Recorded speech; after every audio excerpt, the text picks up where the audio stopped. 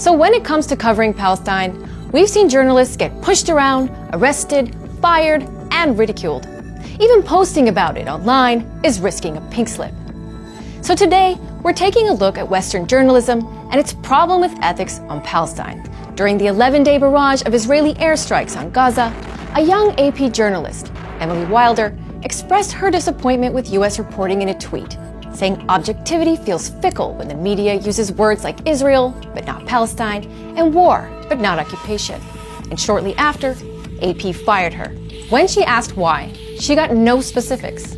All they needed to say to end her career almost as soon as it began was that she'd violated their social media policy. Wilder, who is Jewish, said her firing happened less than 48 hours after Stanford College Republicans called her out on Twitter for pro-Palestinian activism as a student.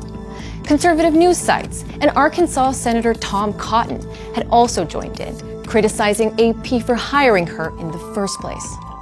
But now that the bubble keeping Americans ignorant on Palestine has burst, the implications of her firing show how risky it can be to speak up for Palestine on social media. We've already seen how hard it is in politics, too.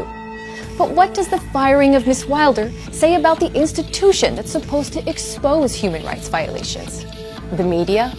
It's journalists who are often the first to bring to light human rights violations such as torture, corruption, discrimination, misuse of power, and if journalists aren't allowed to do their job, other human rights suffer.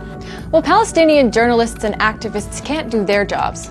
Here's Al Jazeera correspondent Javaro Boudiri being arrested in Sheikh Jarrah by what looks like half of the occupation forces.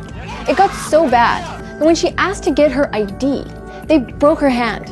They can't even post about their own forced evictions, like Muna and Mohammed Al-Kurd, who have huge followings on social media.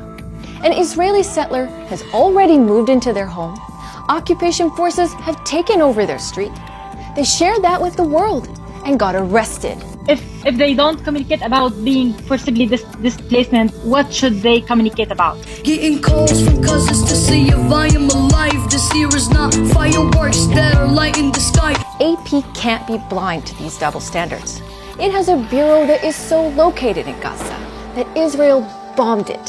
So when you've literally spent 15 years witnessing the Israeli oppression of millions of Palestinians, Emily Wilder's firing begs the question, why? What's wrong with demanding honest reporting on Palestine when it's so obviously needed?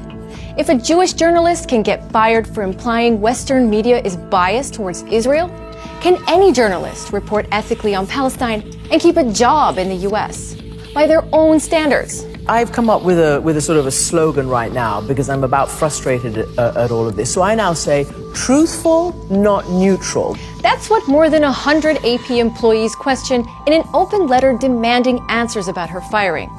But AP stands by its decision. It admitted mishandling the firing and promised to defend staff from online attacks. Then, AP's own vice president said she was fired for having social media posts that showed a clear bias towards one side and against the other.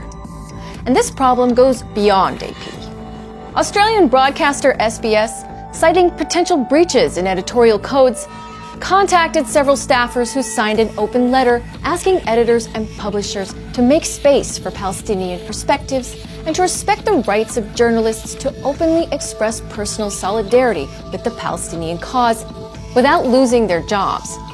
And over in Canada, when staff members of broadcaster CBC signed yet another open letter asking for fair and balanced Palestine coverage, CBC's own spokesman told Vice essentially that the right move was to editorially distance them from daily coverage. I think people around the world are kind of shocked that people whose job it is to simply try and report what's happening have often ended up being under attack.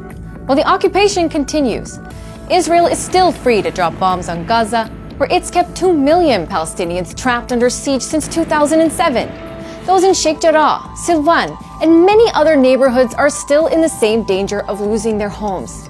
The Israeli detention and incarceration of children continues, as does the extrajudicial execution of Palestinian men, women, and children by occupation forces.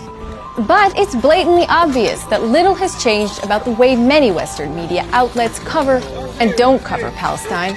Will they wake up the next time they're called out by one of their own?